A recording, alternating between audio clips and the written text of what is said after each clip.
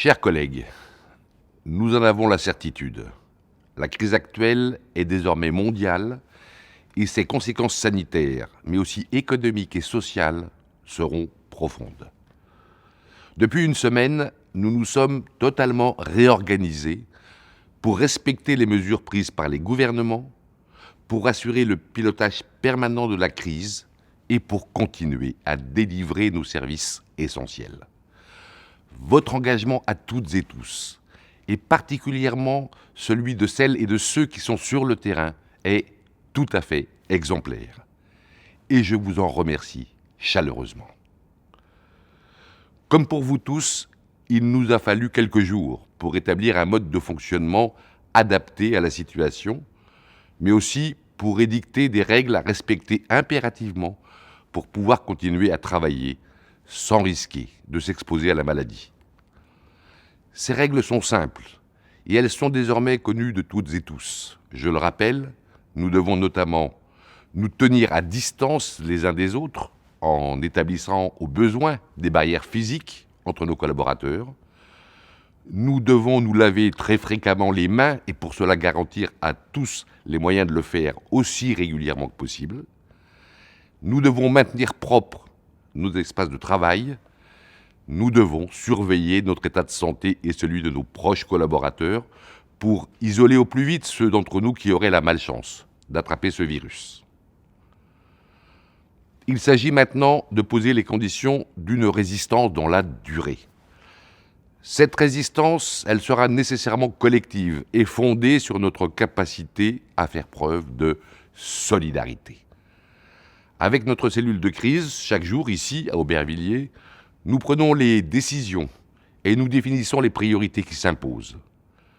Dans ce contexte, qui est une épreuve brutale pour notre groupe, je serai, comme toujours, le garant de l'équilibre entre les différentes parties prenantes de l'entreprise. D'abord, et cela a été notre principale préoccupation ces derniers jours, il ne faut pas que vous et vos équipes soyez davantage exposés que d'autres métiers. Toutes les garanties doivent être prises, particulièrement en termes de protection et d'équipement. Certaines activités nécessitent habituellement des préventions particulières, impliquant notamment le port d'un masque, dont on sait que les stocks mondiaux sont actuellement limités. Pour ces activités-là, nous nous battons ardemment pour obtenir des autorités concernées, et notamment des différents gouvernements, l'assurance de pouvoir nous réapprovisionner rapidement. Ce sujet est abordé de manière prioritaire chaque matin par notre cellule de crise et par notre direction des achats qui est en première ligne pour que partout où il y a des besoins, la demande soit satisfaite. Il en est de même pour tous les approvisionnements essentiels à la poursuite des activités.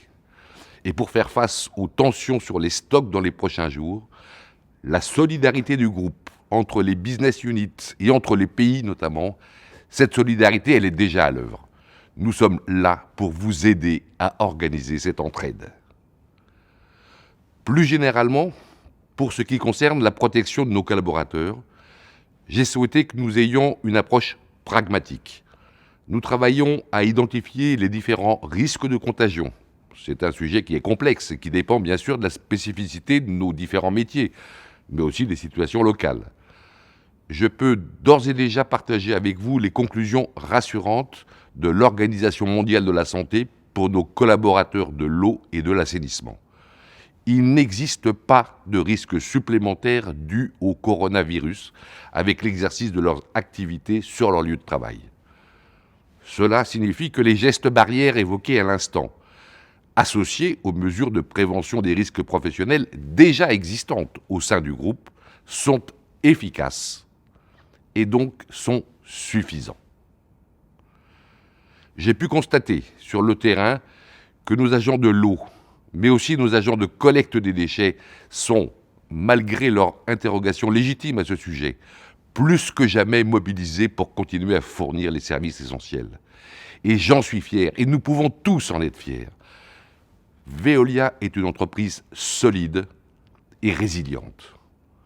Plus encore qu'à l'habitude, restons constants, alignés, cohérents, pour faire en sorte que tous ceux qui s'engagent à nos côtés et qui nous font confiance, que tout cela reste à bord afin de pouvoir compter sur eux lors de la reprise. Vous l'aurez compris, que cela soit sur le terrain de la santé, comme sur celui de l'activité du groupe, je n'ai qu'un seul objectif. Que nous gardions le maximum d'entre nous mobilisés et sur le pont. Et plus nous serons nombreux à faire preuve de résistance face à cette épreuve, plus la reprise qui viendra, soyez-en certains, plus cette reprise se passera dans de bonnes conditions. Chers collègues, je vous souhaite d'ici là toute l'endurance et tout le courage nécessaires pour tenir le cap.